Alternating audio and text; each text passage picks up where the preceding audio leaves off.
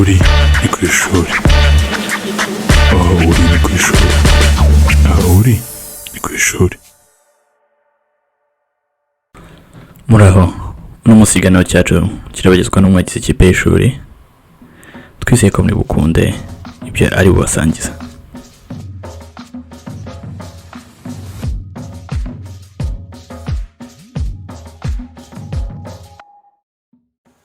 Impamvu ukeneye kwigira, financial independence cyangwa se freedom. Ushobora kwibaza uti kwigira ni iki?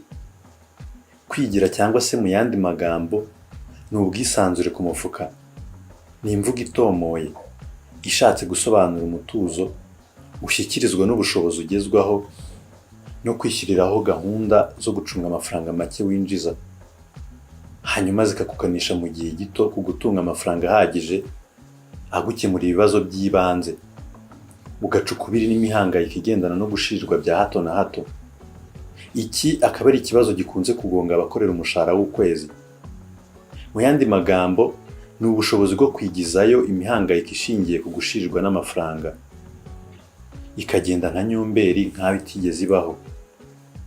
Mu buryo bufatika, kwigira ni iki? Bisobanuye iki? Ibi bisobanuye ko mu gihe urwaye, ufite ikibazo runaka gituma ufata konji ku kazi, ushobora gufata umunsi w'ikiruhuko udahagaritse umutima wibaza ngo mbese runaka ndimo umwenda noneho nzamwishyura iki? Kwigira bisobanuye ko udafite kwicara wihagaritse umutima wibaza uti ejo akazi kazahagarara, n'ibindi bifitanye isano n'amafaranga bibuza ufite izo ngorane kugoheka. Mu mvugo ya rubanda isanzwe, kwigira ni ijambo rijimije, ku buryo kurishushanya mu buzima bwa buri munsi bufatika atari ibya buri wese. Ariko ikiri ukuri ni uko buri wese abyiyumvamo ko abikeneye. Nta n'umwe wifuza kuba umuntu uhora ahanze amaso akimuhana. Nk'uko umunyarwanda yabivuze ukuri, kaza imvura ihise. Cyangwa se kuba umuntu ukenera kwirukira runaka igihe cyose uhuye n'ikibazo gikemurwa n'amafaranga. Buri wese yaberwa no guhagarara yemye akavuga ati ndishoboye. Cyane cyane umuco nyarwanda ibi bintu byo twita kwigira. Mu mvugo itaziguye, umuntu yiyubakamo ubushobozi bwo kwigira, bitabaye ngombwa ko aba umuntu wegamiye ku muryango cyangwa inshuti mu buryo bwa mikoro. Ariko nabyo akenshi aba yabaye umutwaro, nubwo ikinyabupfura gituma ntawe ubyerura ngo bivuge mu izina. Kwigira cyangwa se financial freedom nta nenge kugira. Ibyiza byo kwigira nta wabirondora ngo abirangize. Mu gihe ubashije kubigeraho, kugumana mu ntekerezo zawe intego zo kwigira kandi mu buryo buhoraho, bigutera akanyabugabo ko gukomeza kongera ubushobozi bwawe muri icyo cyerekezo. Kwizigama kudatezuka, guhora ushora imari nkeya ariko mu cyerekezo kigari, n'ubundi bushabitsi buzira uburangare. Reka turebere hamwe bimwe mu byiza byo kwigira. Ibyiza bya mbere, guhagarika umutima gushingiye ku mafaranga kurayoyoka. Ubu ni ukuvuga ko ubwisanzure butangwa no kuruhuka imihangayiko yose ishingiye ku mafaranga ntawe butabera koko. Biruhura umutima n'umubiri, kandi umubiri utuje uruhutse ni isoko y'ubuzima bwiza. Gusinzira neza n'ubuzima bukarushaho kugenda neza. Ibyiza bya kabiri ni uko ushobora kwiha icyo ushatse cyose.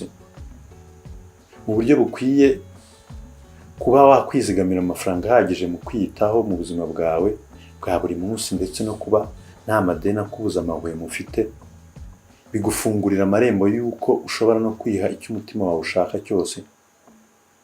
Urugero, ushobora kwigurira ibitabo byo gusoma, ushobora kwishyurira amasomo yo gucuranga, ushobora kwishyura amasomo yo koga n'ibindi. Ibyiza bya gatatu ni uko ushobora kugira uburenganzira busesuye ku gihe cyawe.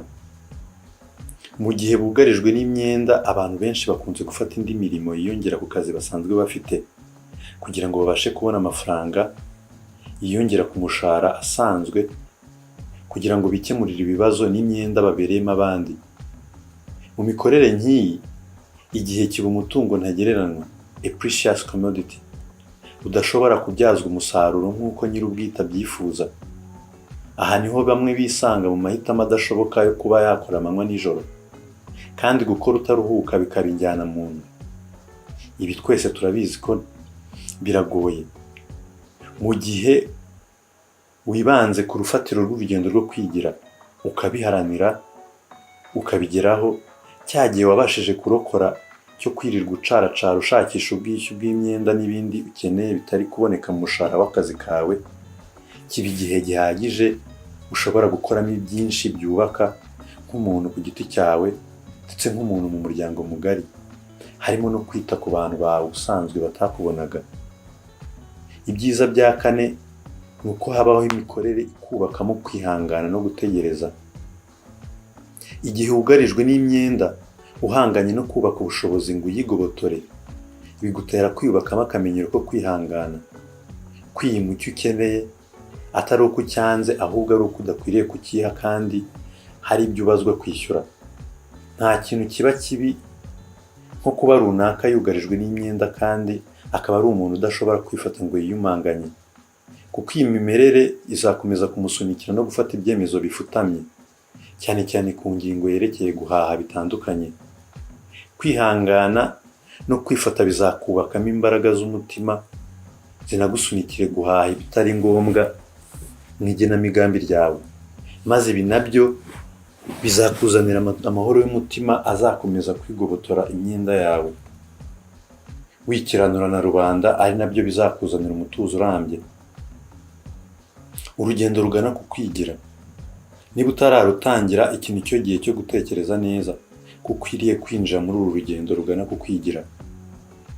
Ikintu cya mbere ukwiye kubanza gukora ni uko watangira kukwishyura imyenda yose ufite ikubaza inyungu ihanitse, cyangwa se imyenda yose minini ufite ugira kuyikuraho. Ikintu cya kabiri, gerageza kwegeranya hamwe amadeni yose ufite mu mbonerahamwe imwe kugira ngo uzabashe kuyagenzura no kuyishyura. Icya gatatu ni uko ushyiraho gahunda y'ubwizigame bw'ingoboka. Icya kane ni uko usuzuma niba bishoboka ko wafata izindi nshingano mu kazi, ari nabwo buryo bwiza bwo kuba bwakuzamura umushahara, cyangwa se unasuzuma inzira zo gushaka akazi gahemba neza kurushaho. Birashoboka ko izi ngingo tuganiriyeho mu magambo avunaguye muri iyi nyandiko zakubera ihurizo, kubera ko washaka kuzitamirira rimwe. Ibanga ni ukwishyiriraho umurongo ngenderwaho no kurasa ku ntego nyamukuru yawe, ariyo kwigira. Kwiyumvisha ko udashobora gukorera byose icyarimwe maze ugatsimbarara ku mugambi wawe, ariko ukemeza gahunda y'intambwe idatezuka buri munsi, nta gusubika, nta gusiba, nta munsi n'umwe ugomba gutambuka nta gikozwe. Intambwe ntoya yose uzatera ku ndoto zawe zo kwigira izaba ari intambwe uteye ugana ku gutangira imibereho myiza. Iyi ntambwe kandi ni nayo izigutegurira kuzahangana wemye n'ingorane izo ari zo zose zakwituraho mu minsi iri imbere.